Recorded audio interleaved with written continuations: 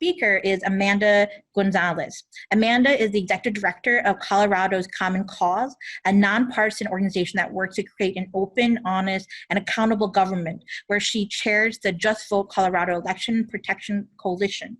Prior to joining Colorado Common Cause, Amanda worked for more than a decade in nonprofits, serving as a grant writer, staff attorney, program manager, and executive director.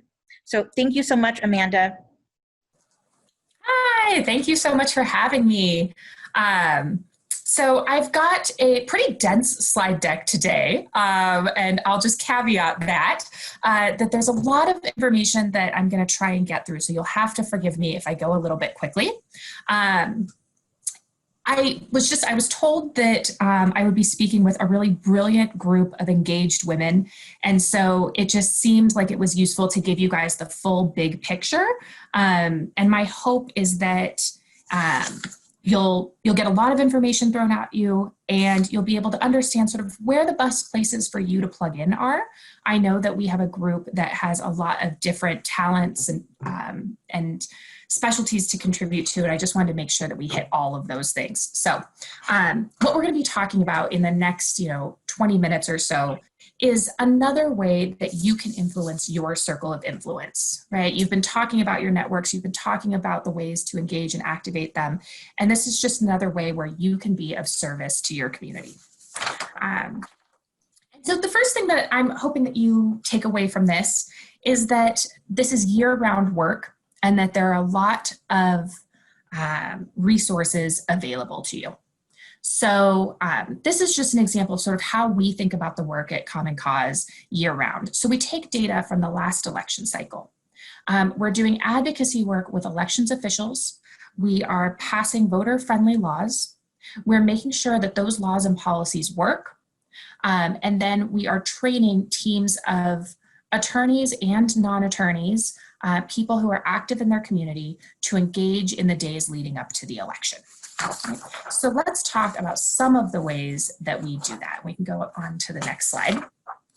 The first part is nonpartisan poll monitoring. So our last speaker just mentioned that you have lots of resources maybe with your parties. But I think that a lot of voters want a nonpartisan source that they can trust. Right? Sometimes they worry that one team of the other, might not be trustworthy. And so we offer, in coalition with the Lawyers Committee and a number of other groups, a nonpartisan option for people to get information about voting and information about what the resources are in their communities.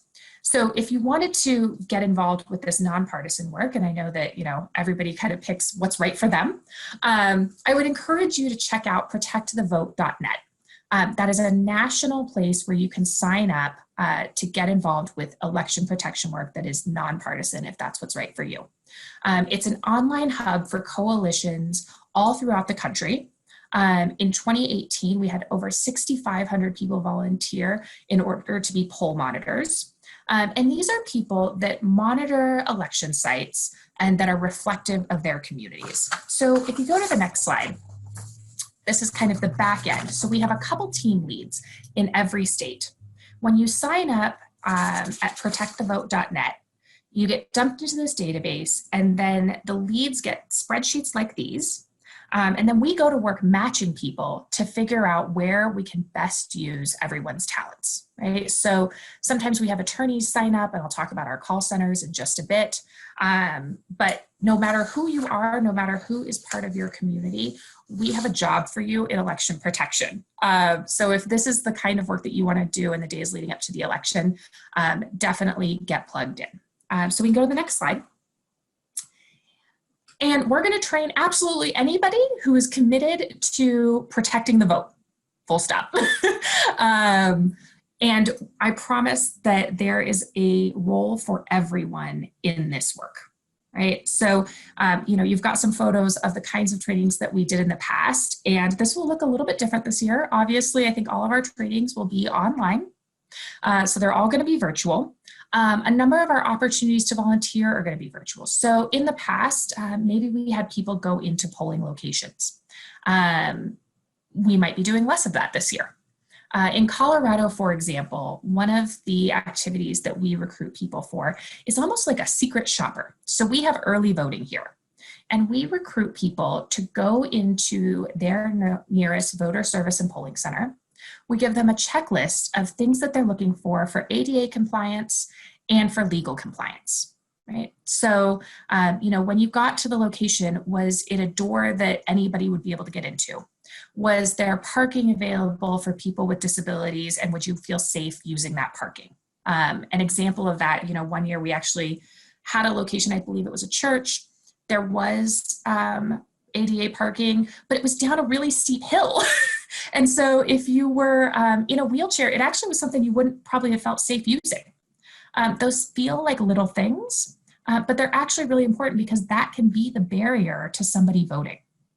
Another example from Colorado, just because that's where I am, we had a number of counties that were asking every voter who came in person to provide a government ID, their driver's, it specifically said driver's license, and their social security number. In Colorado, you have a choice of 16 different IDs that you can provide, and you don't have to provide your social security number in order to vote in person.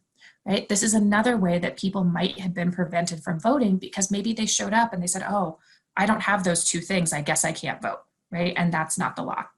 And so our volunteers through our election protection program had gone out to early vote sites where they were eligible to vote.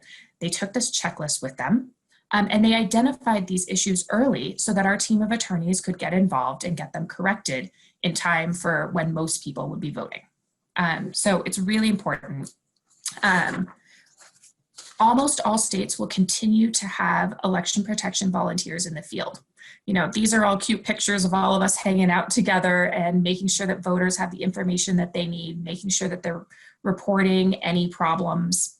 It will look a little bit different this year. We will still have some people in the field. Lots of those folks will be in cars where available, monitoring lines, making sure there aren't issues at voting locations. All right, in the next slide, you'll see some photos of our call center. These will look pretty different this year. Remember when we all got to gather with each other? Oh, I missed that. But there will continue to be call centers. In Colorado, we run these in English and Spanish in state. We have, I believe it's 16 different languages nationally that we can answer those phones on. We are going to be training attorneys nationally and in every state. So if you are an attorney who wants to be involved in election protection work, I would encourage you to sign up at that protectthevote.net site. And what happens is we circulate these 800 numbers. People call in if they experience issues. I will tell you that luckily in Colorado, the vast majority of the calls that we get are just people that need a little bit of help voting. Right? So maybe they haven't experienced an acute issue, but they don't know how to register, or they don't know where to drop off the ballot that came to them in the mail, or they're not sure what kind of ID they might need to bring with them in order to vote in person. So largely you're fielding those kinds of calls. But every year we do have people that, a very common one is some voters who are experiencing homelessness, right? This is likely to be a more acute problem during COVID. And maybe they don't know where they're allowed to vote or how to vote. And sometimes they get bad information at the polls, right? So we want to make sure that we have people, we have trained attorneys who are able to help the entire time that those polls are open. So we can go ahead and go to the next slide. Again, I'm going to kind of fly through these because I want to make sure and get to everything. But we have, these are live, real humans, likely in state, that are able to help voters in real time. So you're not going to get some bot where you have to answer a million questions and it's that really frustrating experience. If you call the hotline, you're going to get a live human that's able to help you solve your problems. And that human, is going to be an attorney that is trained in local law. So if you all see something on election day or in the days leading up to the election, maybe you vote in person and you're asked for some information that doesn't feel correct to you. This is a great way to get help immediately. If you see something that you're concerned about, call our hotline, and we have attorneys that can help you. We can go to the next one. Right, and again, just that this is a year-round process, that it's not just the case that we fire up dozens of people on the last day of the election, right? That these are things that we are working on all year round, and we're building information to make the 2022 election even better. Perfect. All right, you can go to the next slide. So ways that you should engage. If nonpartisan election protection work is right for you, volunteer in your state. I just saw a question pop up that asked about what an election judge is. So an election judge, that's what we call them in Colorado and a number of other states, are the people that are working the elections. And so these, 99% of the time, these are amazing people who volunteer to do this work. They're, usually paid some amount of money, but not much. In North Carolina, they're called precinct judges, it says.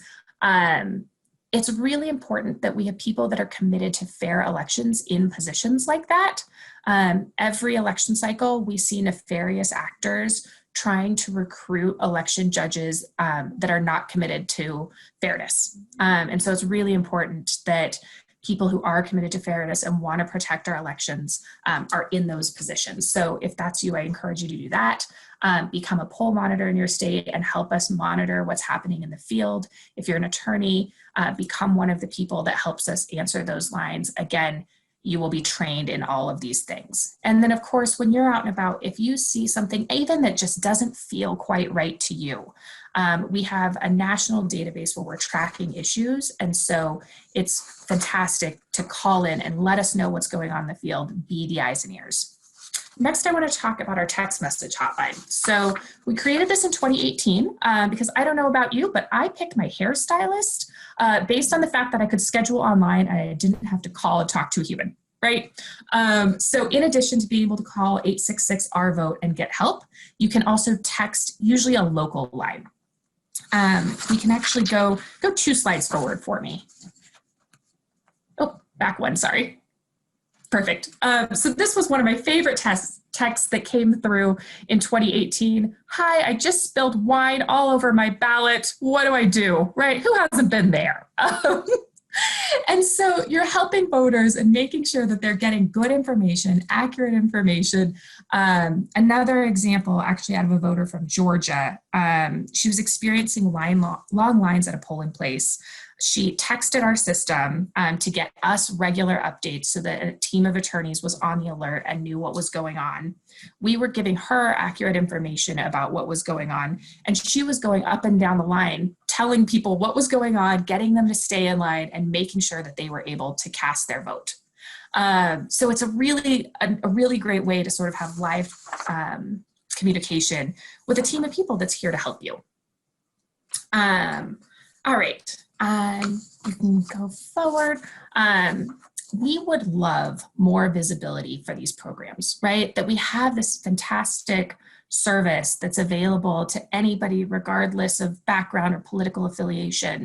And we want to make sure that people know about it, right? Especially this text message line because it's new. So again, we'll be getting all of this information. Share it with your friends and family. Get information from protectthevote.net and share it out because you never know who in your community is going to experience an issue. And we want to make sure that they have the resources they need in case that happens. All right, let's talk a little bit about social media monitoring. So increasingly, this is where all of us get our information about elections, right? When you want to know deadlines, when you want to know where to turn in your ballot, a lot of people are getting that information from Twitter or Facebook or Instagram. And unfortunately, not all of that information is accurate. And sometimes that information is intentionally inaccurate, right? And so if you come out of anything from this social media piece, I hope it's that you think before you link, right? So oftentimes, I hate to say it, our president is tweeting out some very bad misinformation, right? He's telling voters that mailing their ballots back isn't safe or, inventing voter fraud that doesn't exist. If you're retweeting that information, you are spreading that disinformation, right? And so what you actually want to be doing is sharing accurate information. The other thing is, if people feel like the world is falling, they don't want to act, right? They feel like they can't make a change. And so you want to recognize the challenges. You want to, see that, but you don't want to amplify the attack, because the reality is people's voices matter. Them voting, them participating in our civic engagement systems is so important. And that is the way that we're going to see change in the future. And so we don't want to do anything to dissuade them or make them feel worse, right? So we can go ahead and go to that next slide. Perfect. So one of the things that we're doing in a coordinated way is that we have staff and volunteers that monitor social media interactions in election day and days leading up to the election. We are actively checking to make sure that we are catching disinformation in the places where we can get it taken off. We're doing that. So here's a really complex web of all the things that we're going to be doing. But the point of this slide is that I want you to know that we are watching, that groups of volunteers, staff, organizations that care about voting is on the lookout, and we have this pretty robust plan. So let's go ahead and head into some examples. If you want to go forward for me. I talked a little bit about wanting, the goals of all this. So let's get to some examples. Keep going forward. Perfect. That's what we were looking for. Disinformation really thrives in areas where there's distrust and confusion, right? When we're in that space, and I think many people are right now, is when misinformation thrives. And so this is something that all of us can be doing, right? So these are some examples in 2018 of where we were constantly monitoring social media and responding to give people accurate information, right? So in some cases, it's just about getting the voter accurate information of like, hey, my polling place changed and now I don't know what to do and it looks like I can't vote, right? We're following up with them on Twitter, on Reddit, on Facebook, and on Instagram, and then getting attorneys involved when we need to. You can go to the next slide. This is another example of making sure that we're helping people get good information. If you're plugged into our network or not, you can absolutely participate in this. And we need eyes on every aspect of social media, right? Because I'm probably seeing radically different Instagram posts than any of you are, right? Go to the next one, right?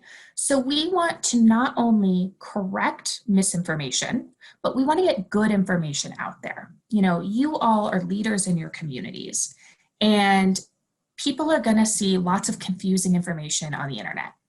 If they trust you, if they know that you are a good source of information, the things that you share are going to carry weight. And so we want to make sure that we're not only correcting the bad information, but we're drowning it out with accurate, good, trustworthy information from trusted networks. Right? So if you want to head on over to the next couple of examples, you might see really terrible stuff, right? These are the most worrisome. So vote alert, every Democrat needs to come out and vote Wednesday, November 7th, right? We don't want people to see that and think, oh, right, I'll vote on the 7th, and now they've missed the election, right? ICE is at the polls, we'll be making citizen arrests too, right? This is the overt kind of messaging that we wanna be on the lookout for. And if you go to the next slide, sometimes it's even people that are really well-intended, right? So here is an Instagram ad that actually I got. And in Colorado, we don't have a voter registration deadline. We have a deadline by which you should register and make sure your address is up to date so that you get your ballot at the correct address. But you can register and vote up to and on election day. But I got an Instagram ad that said, register to vote, online deadline 10/26. And so if I don't know that Colorado has same day registration and it's October 27th, I might say, oh gosh, guess I'm not voting this year, right? Because I missed the deadline. And so making sure we correct even this kind of information that I think is often really well intended is really important, because this is the kind of thing that really can dissuade voters. And actually, I know I'm running out of time, so this is a great place to sort of wrap. The last couple slides was just about communications, but I've covered a lot of that. So I just want to flag that sometimes these are even more egregious, right? We see groups that might attack election officials, that might try to intimidate people that are trying to protect the vote. The best thing to do with these kinds of information that you see online, right? This says, this is giving out the home address of an elections official, right? And it has all this nasty information with it. The same thing even with the Instagram ad that I showed before. Let us know. So reach out. You can even just call that hotline. It's operational now. You can call the 866 number in English, Spanish, Arabic, whatever language you need, and report it to us. We have really great contacts at Facebook, Instagram, Twitter to get those kinds of ads pulled down. You can immediately respond. So if you see an ad like that, you should put good information in the comments section below, right? Hey, I'm a Colorado voter and we don't have a voter registration deadline. Because then when other people see that message or that ad, they'll think twice, right? Until that ad comes down, it's always great to get correct messaging in there. And that even goes for when you see information, on sites like nextdoor.com. Maybe your neighbor is putting out something that is just not right. If you think that it's just an individual, correct the information. If you think that it is an organization, a business, or a social media site, correct the information and let our National Protect the Vote Network know so that we can get it corrected on a bigger scale. So like I said, I know that was so much information all at once, but I hope that I gave you a lot of places where you can plug in and resources that are at your disposal. We would love to have folks as volunteers, and we would love to support the work that you are doing so that we can get good information out to our communities and make sure that they are able to cast their vote and have it accurately counted.